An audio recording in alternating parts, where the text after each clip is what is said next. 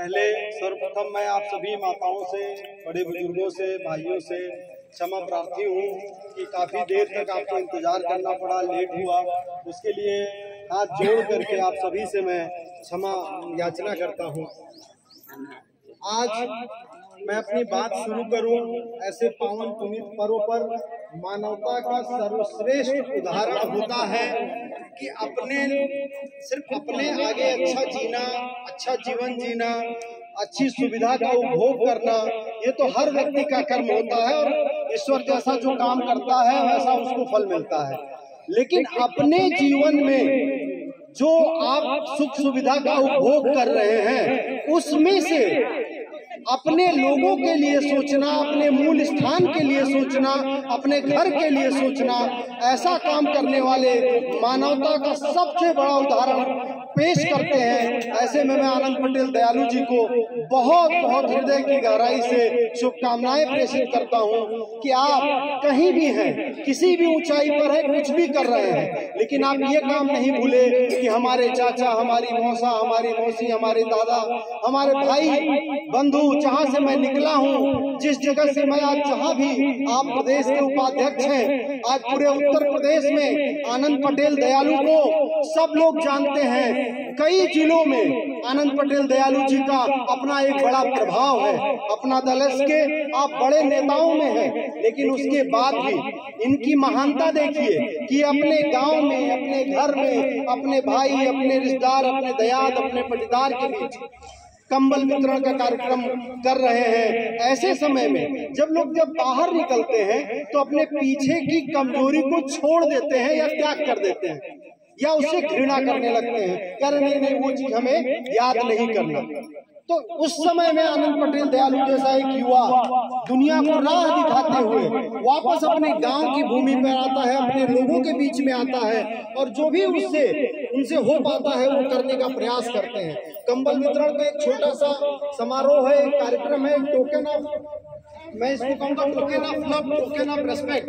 मतलब आप लोगों के लिए आदर भाव स्वरूप ये लेके आए हैं, दान स्वरूप लेके नहीं आए हैं, आदर के स्वरूप लेके आए हैं। मैं इसके लिए इनको बहुत बहुत बधाई देता हूँ। मैं विश्व को मानवता का संदेश देने वाले तथागत गौतम बुद्ध, खंड खंड भारत को अखंड भारत का मूर्त रूप देने वाले सरदार वल्लभ भाई पटेल, संविधान के निर्माता डॉक्टर भीमराव अंबेडकर साहब, आरक्षण के जनक छत्रपति साहू जी महाराज और उत्तर प्रदेश समेत पूरे देश को दूसरी आजादी आंदोलन का नारा दे करके समाज परिवर्तक, युग परिवर्तक, यशाकाय बोधिसत्व महामना डॉक्टर सोनीलाल पटेल जी के चरणों में अपने श्रद्धा सुमन अर्पित करते हुए मैं मंच पर विराजमान हमारी माता, उनको मैं प्रणाम करता हूँ, जिनके आशीर्वाद से, जिनके प्रेम के संबल से हम सभी यहाँ आनंद पटेल दयालु जी और जितने हम सभी हैं उससे लाभान्वित हो रहे हैं। मंच पर विशिष्ट अतिथि के रूप में मौजूद जनाब मेहताब आलम जी, प्रदेश सचिव अल्पसंख्यक मंच अपना दलस, जनाब शिपू खान जी, जिला महासचिव अपना दलस, छोटे भाई मुकेश पटेल जी, जिला उपाध्यक्ष अपना दलस, यहाँ अभी जिसकी बड़ी भूरी भूरी प्रशंसा हमारे आनंद पटेल दयालु जी ने किया, चंद्रशेखर पटेल जी, जो उन्होंने जब प्रशंसा की कि वो ऐसा युवा है जो शराब से दूर है, किसी भी व्यसन से दूर है, किसी भी बुराई से दूर है, और आज वो अपने गांव के लिए एक प्रशंसा के साथ साथ एक एग्जाम्पल सेटर भी बने हुए हैं, एक उदाहरण भी बने हुए हैं। मैं उनका बहुत बहुत अभिवादन करता हूँ। यहाँ पर मौजूद बुआ जी, उनको प्रणाम करता हूँ। प्रणाम करते हुए अपनी बात मैं बहुत शॉर्ट में रखूंगा, बहुत समय कम लूंगा। बातें हम लोग बहुत कर सकते हैं, आपसे सीख सकते हैं, हम लोग को भी जो थोड़ा बहुत आता है वो आपसे बता सकते हैं, लेकिन समय काफी विलम्ब हो चुका है। लेकिन मैं एक बात कहना चाहूंगा कि जो वर्तमान की केंद्र और प्रदेश की सरकार है, जिसको हम डबल इंजन की सरकार कहते हैं, हमारा जो ये क्षेत्र है, हमारा जो जनपद है, मैं इसी जनपद का दक्षिणांचल का रहने वाला हूँ। ओबरा विधानसभा में अनपरा गांव है, वहाँ डिब्रूगंज का मैं रहने वाला हूँ। हम लोगों का क्षेत्र आजादी से लेके आज तक मूलभूत समस्याओं से ग्रसित था। इस डबल इंजन की सरकार ने चाहे और कोई ध्यान दिया हो न दिया हो, विपक्षी को कहने के लिए बहुत सी चीजें हैं, लेकिन जो आप भी इस चीज को महसूस करते होंगे कि आवास, रहने के लिए घर, पीने के लिए पानी और इंसान का जीवन बदलने के लिए शिक्षा, इन 3 क्षेत्रों में सरकार ने बहुत काम किया है, जिसका उदाहरण है हर घर जल योजना के तहत गांव-गांव में सोनभद्र के लगभग 70% गांव में पानी पहुंच चुका है, जहां 30% और बचा है, चूंकि बड़ा दुरूह क्षेत्र है हमारा, लेकिन फिर भी इस डबल इंजन की सरकार ने पूरे गांव में पानी पहुंचाने का काम किया। शिक्षा व्यवस्था, बच्चों के लिए जो उन्होंने व्यवस्था की है, जो टीचरों की, जो हमारे शिक्षक हैं, उनको समय पाबंद होना, अनुशासित होना और शिक्षा देना, ये महत्वपूर्ण कदम सरकार ने उठाए हैं कि अब वो वाली स्टूडेंट और वो वाले विद्यालय नहीं रहे कि आप घर से विद्यालय चलाएंगे, अब आपको आना पड़ेगा, शिक्षा देना पड़ेगा। इससे बड़ा परिवर्तन होगा। आनंद पटेल दयालु जी ने भी अपनी बातों में रखा कि कैसे इस गांव से एक महान आत्मा, उनके पिताजी पढ़ने के लिए निकले, शिक्षा को उन्होंने अपना हथियार बनाया, यहाँ से 45 किलोमीटर दूर जाकर के उन्होंने शिक्षा ग्रहण करके नौकरी की और अपने अपने परिवार के जीवन में परिवर्तन लाए। अब आप देखिए कि सिर्फ अपने उनके परिवार के परिवर्तन नहीं हुआ, बल्कि इस गांव में भी परिवर्तन हुआ। आनंद पटेल दयालु जी आज जहां भी जो भी इनकी शक्ति चलती है, जितनी भी क्षमता चलती है, हमेशा अपने गांव के विकास के लिए, अपने गांव के भाई भतीजा, पटीदार, रिश्तेदार, गांव वाले जिनके लिए जो कर पाए हमेशा तत्पर रहते हैं। इसका ये उदाहरण है। मैं तो इसके पहले भी, इसके पूर्व में भी आपके सानिध्य में इन्होंने मुझे बुलाया। मैं इन्हें कहता हूँ कि मैं बड़ा आपका एहसानमंद हूँ कि आप मुझे ऐसे कार्यक्रमों में बुलाते रहते हैं। मेरे लिए अहोभाग्य है कि मैं जो इस गांव के लिए, इस क्षेत्र के लिए जो कुछ भी मैं कर पाऊँ। मैं पेशे से अधिवक्ता हूँ, उच्च न्यायालय इलाहाबाद में प्रैक्टिस करता हूं। मैं बार बार ये कहता हूं कि यहाँ की लड़ाई हो या कहीं की भी लड़ाई हो, अगर अन्याय हो रहा है तो उसके विरुद्ध खड़ा होना है। शिक्षा आपको अपने बच्चों को दे करके ही उनके जीवन में परिवर्तन ला सकते हैं, शराब छोड़ सकते हैं। आज मैं इस खेतकटवा की धरती पर एक बात की घोषणा करके जा रहा हूँ कि इस खेतकटवा से जो भी लड़के या लड़कियां इंटर में 75%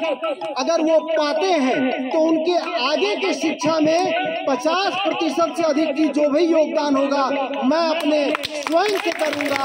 इस खेतकटवा की धरती को ये साक्षी रख करके माता जी के समक्ष ये कह करके जा रहा हूँ कि आप अपने बच्चों को पढ़ाइए, उनको शिक्षित बनाइए। और ये दिन दूर नहीं है कि आपके बच्चे भी कलेक्टर बन करके इस गांव में आएंगे। आपके बच्चे भी जब असीम ताकत, और ताकत कैसे मिल सकती है? लड़ाई से, झगड़े से, शराब पी के मारामारी करने से ताकत नहीं आती है, ताकत आती है शिक्षा से। आप शिक्षित बनिए, आपके बेटा और बेटियां भी डॉक्टर बने, इंजीनियर बने, IAS बने, PCS बने, कलेक्टर बने, वो आए और अपने गांव की, जैसे आनंद पटेल दयालु जी जब सफल हुए तो वापस लौट के अपने गांव के लिए आए। अब उनको आने की क्या जरूरत थी? ऐसे ही जब आपके बच्चे शिक्षित होंगे, आगे बढ़ेंगे, ऊपर जाएंगे तो निश्चित रूप से गांव भी बदलेगा। मैं ये वादा करके जाता हूँ कि मैं बहुत बड़ा टाटा, बिरला, अंबानी नहीं हूँ, न ही मैं किसी पद पे हूँ, न विधायक हूँ, न सांसद हूँ, लेकिन इतना मैं विश्वास दिलाता हूँ कि अगर इस खेतकटवा गांव से जो भी बच्चे या बच्चियां इंटर में 75% से ऊपर पाते हैं किसी भी आर्ट या साइंस साइड से, वो अगर आगे की शिक्षा के लिए पढ़ने जाते हैं तो मैं उनका 50% खर्च स्वयं वहन करूंगा। अभिषेक भैया जिंदाबाद, जिंदाबाद, जिंदाबाद, अभिषेक भैया जिंदाबाद, जिंदाबाद, जिंदाबाद। नेता तो हूँ मैं, इसमें कोई दो राय नहीं है। राष्ट्रीय अध्यक्ष माननीय अनुप्रिया पटेल जी ने मुझे बनाया है विधि मंच का। हमारी नेता माननीय अनुप्रिया पटेल जी हो या माननीय आशीष पटेल जी जो उत्तर प्रदेश सरकार में कैबिनेट मंत्री हैं, मैं आपको एक बात और बता दूं कि हमारे भैया, हम लोग के राजनीतिक संरक्षक माननीय आशीष पटेल जी जब मंत्री बने उत्तर प्रदेश सरकार में तो उन्होंने जो पहला फैसला लिया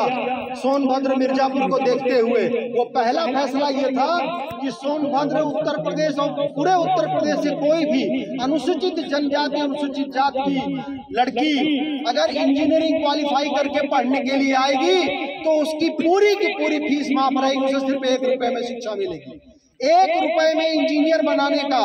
उन्होंने आश्वासन दिया, उसको मूर्त रूप दिया और पहला फैसला लिया जो कि सीधा हम जैसे गरीबों के हक में आता है, इस सोनभद्र के हक में आता है, क्योंकि सबसे ज्यादा जनजाति की आबादी हमारे इस सोनभद्र में है। अगर हमारे गांव से, हमारे घर से हमारी बच्चियां, हमारे बच्चे शिक्षित होकर के निकलते हैं तो निश्चित रूप से आपको बहुत ज्यादा प्रयास नहीं करना, वो शराब अपने आप छोड़ देंगे, वो गलत संगत अपने आप छोड़ देंगे। शिक्षा ऐसी बड़ी चीज है कि अगर उसका संबल मिल जाए तो सारी चीजें सुधर जाती है।